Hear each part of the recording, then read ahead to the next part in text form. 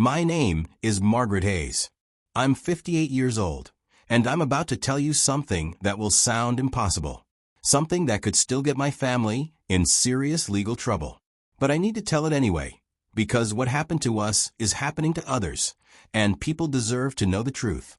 For 8 years, my family secretly raised a Bigfoot in our barn. We didn't capture him. We didn't exploit him. We saved him when he was dying, and we loved him like he was our own child. His name was Ezra, and he was the most remarkable being I've ever known. Until March 2023, when federal agents came to our property with weapons, warrants, and impossible knowledge about what we've been hiding. They took him from us, sedated him, dragged him away while he fought to stay with the only family he'd ever known. And what we've learned since that day has revealed something terrifying about how long the government has been watching, how much they know, and what they're willing to do to keep certain truths buried. This isn't a story about proving Bigfoot exists. This is about what happens when you choose compassion over fear, when you risk everything to protect something vulnerable, and when the institutions that claim to protect wildlife reveal themselves to be something far more sinister. Before I tell you what happened, I need you to do something for me. Hit that like button and subscribe to this channel. I know that sounds trivial given what I'm about to share, but I need this story to reach as many people as possible before they try to silence it. This is about family, about love that transcends species, and about the price we pay when we dare to treat another intelligent being with the dignity they deserve. Please, just do that. Then let me tell you about Ezra. It started in September 2015. My husband Thomas and I have a 200-acre farm in Northern California near the Trinity Alps. Third-generation farmers. We run cattle, grow hay, live simply and away from most people. That's how we like it. Our kids, Michael and Sarah, were 16 and 14 at the time, both homeschooled, both comfortable in the wilderness. We were doing a family hike in the mountains that border our property. It was late afternoon, that golden light when everything looks painted. We were heading back down when Michael stopped suddenly. "Do you hear that?" he asked. We all went quiet. And yes, we heard it. Crying. Not quite human, but not like any animal I'd ever heard. Distressed. Pained. Coming from maybe a quarter mile off the trail. "Someone's hurt," Sarah said. Thomas and I exchanged looks. Protocol said don't investigate unknown sounds in the wilderness. But that sound was pulling at something fundamental. Something that said a child was suffering. We followed it. Pushed through dense brush, climbed over fallen logs, following that heartbreaking sound. And then we found him. He was tiny, maybe 3 feet tall, covered in light brown hair that was matted with blood and dirt. A juvenile Bigfoot, though we didn't use that word then. We didn't use any word. We just stared. He had a deep gash in his left leg, probably from a trap. The wound was infected, swollen, obviously agonizing.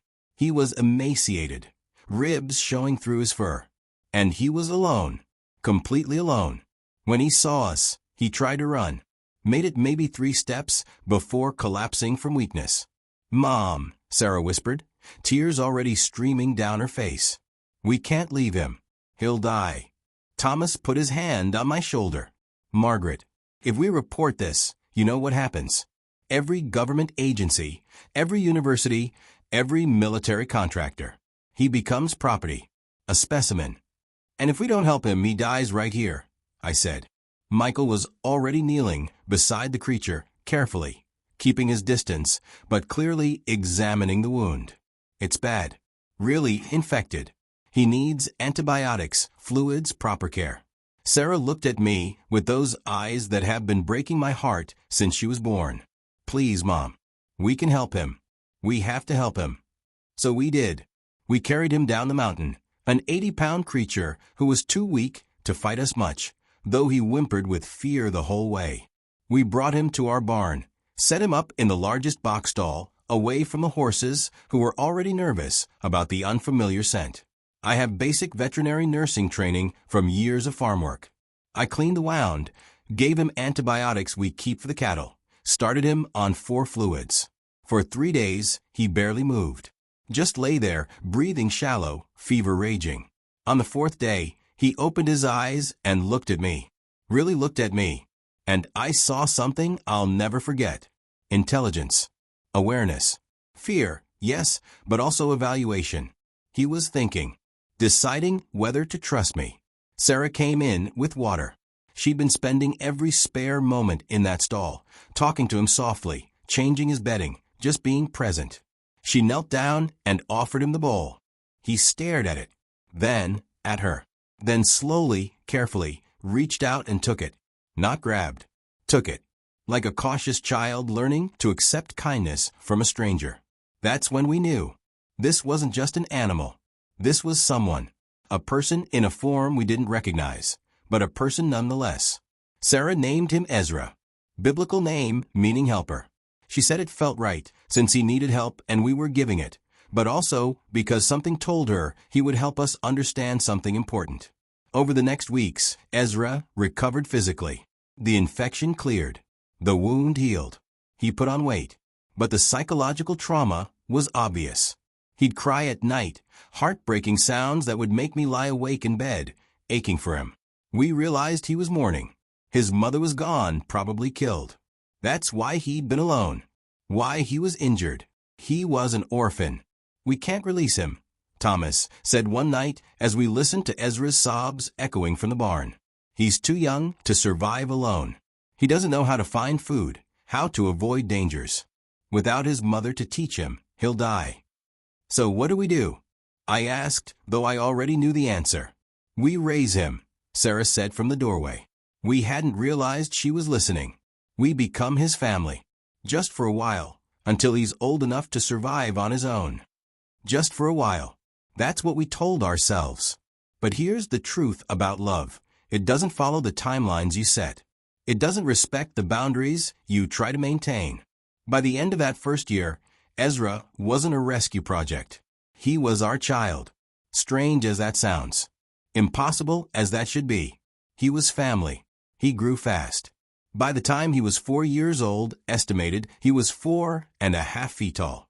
And his intelligence was staggering. He learned to communicate using specific gestures. Had signs for hungry, thirsty, play, scared, happy. He recognized each of our names. When Sarah came into the barn, he made a specific vocalization that was clearly his version of her name. Different from the sound he made for Michael or Thomas or me. Michael started keeping a journal documenting everything. Developmental milestones. Communication. Social behavior. Ezra could solve problems at the level of a 5 or 6 year old human child. He figured out how to open simple latches. Used tools, branches, and rocks to reach things he wanted. He'd help with chores, stacking hay bales, organizing tools by size without being asked. And he was playful. God, he loved to play. We'd adapted a version of hide and seek that he absolutely loved. He was terrible at hiding. This massive fur-covered creature tried to squeeze behind a water trough, but he'd make these huffing sounds that I swear were laughter.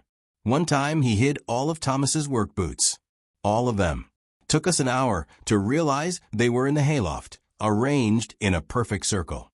And while Thomas was searching, getting more and more frustrated, Ezra was making that huffing laugh sound, clearly delighted with his prank. That's when you realize you're not dealing with something that can be classified simply as animal or human. You're dealing with a person. A unique person with personality, humor, emotions, and intelligence that demands recognition. By 2017, when Ezra was about 5 or 6, he was eating meals with us. We'd set up a reinforced chair in the barn, and Thomas had made oversized utensils that Ezra could handle. He couldn't come into the house. Too risky if someone unexpected showed up, but we'd bring dinner out and eat together as a family. Ezra learned to use a fork and spoon. Had preferences for certain foods. Loved apples and carrots. Hated onions with a passion that was honestly hilarious. But there were challenges. Serious challenges that kept me awake at night. Ezra was getting bigger. By age 6, he was nearly 6 feet tall and over 250 pounds. The barn that seemed spacious when we brought him home was feeling cramped. And more concerning, he was getting curious about the world beyond our property. At night, He'd climb onto the barn roof and sit there for hours, looking toward the mountains, making sounds of longing that broke our hearts. Was he remembering his mother? Sensing others of his kind out there? Feeling trapped? We had family meetings about it. Painful, honest discussions about what was right for Ezra versus what we wanted. Sarah argued that Ezra was happy with us, that he loved us, that this was his home. Michael, older now and studying biology in college, was more pragmatic. But would he choose to stay if he had a real choice? If he could find others like him? He does have a choice, Thomas pointed out. We don't lock the barn at night anymore. He could leave anytime. And that was true. Starting when Ezra was 6, we'd let him explore the property at night, under supervision at first, then independently. He'd range over our 200 acres, investigate, explore. But he always came back, always chose to return to the barn, to us. That eased our consciences. He was staying by choice. By 2019, Ezra was entering what we assumed was adolescence. He'd grown to 7 feet tall, over 400 pounds.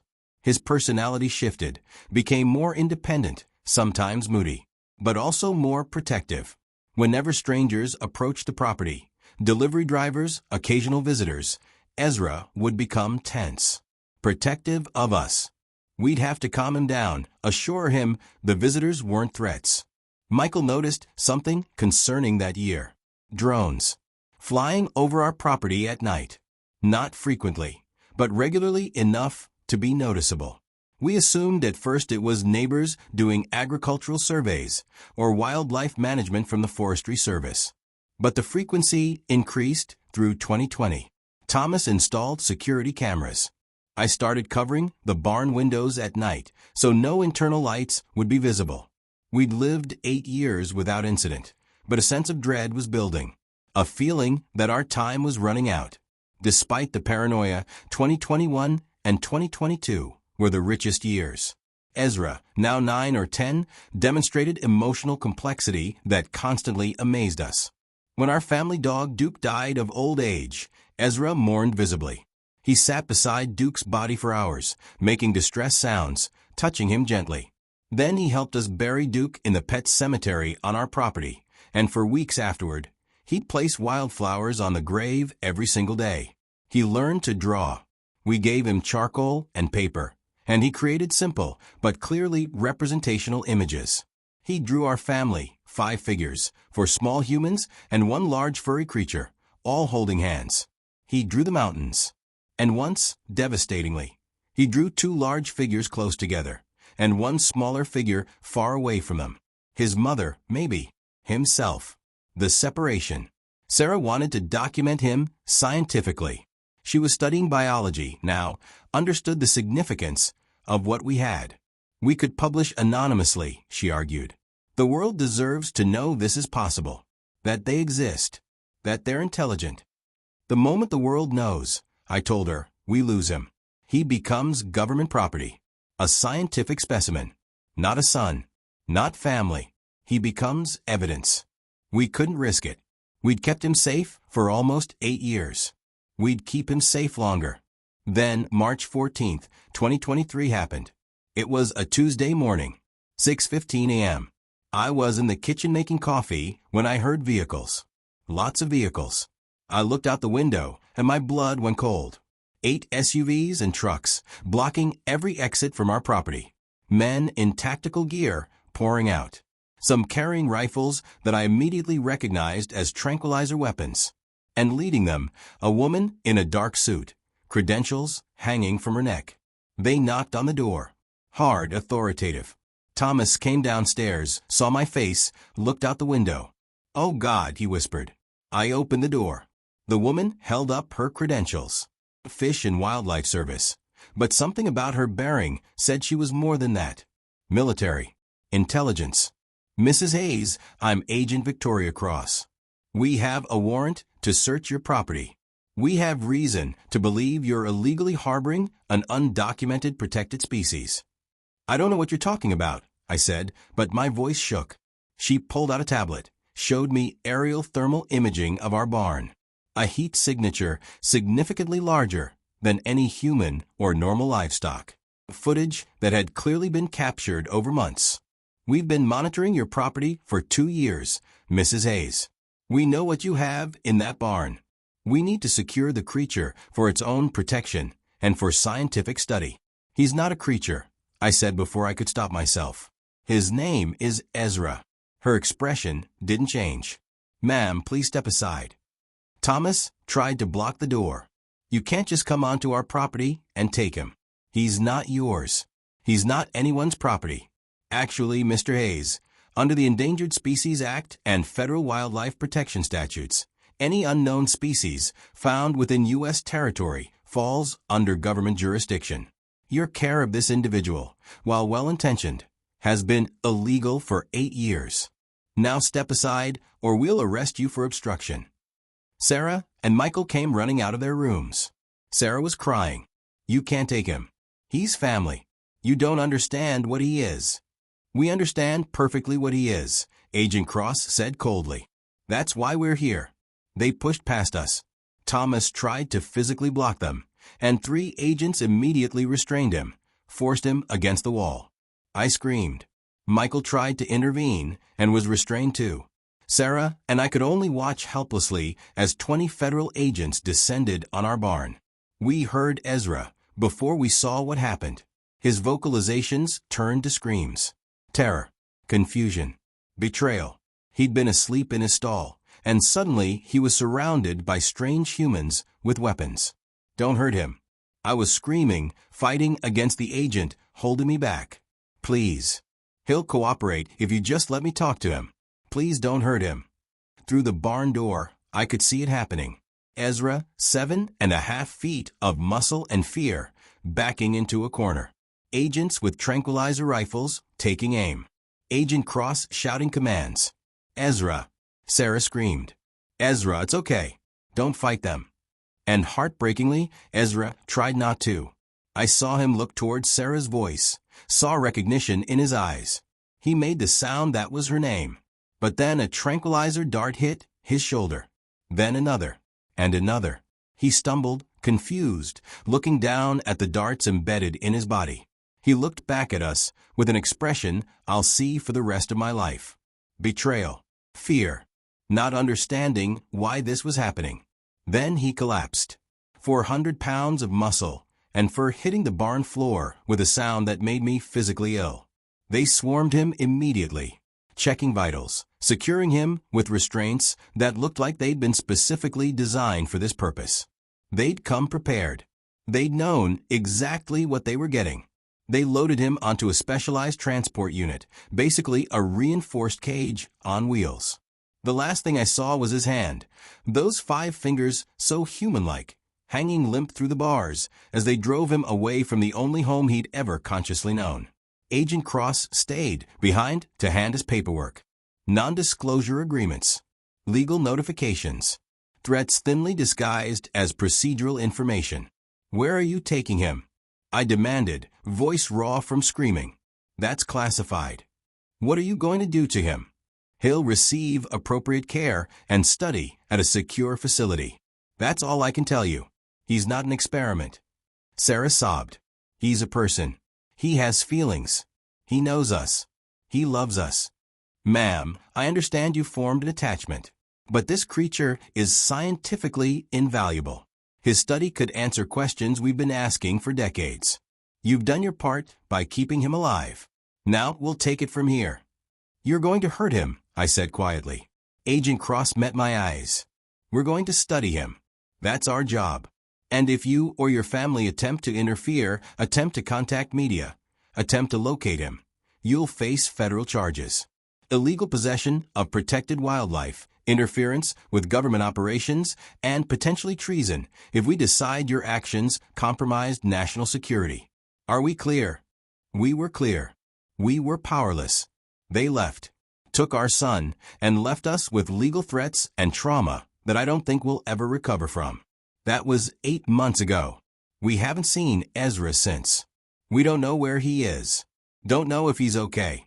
Don't know if they're treating him with any humanity or if he's just a specimen in a lab somewhere. We tried hiring lawyers.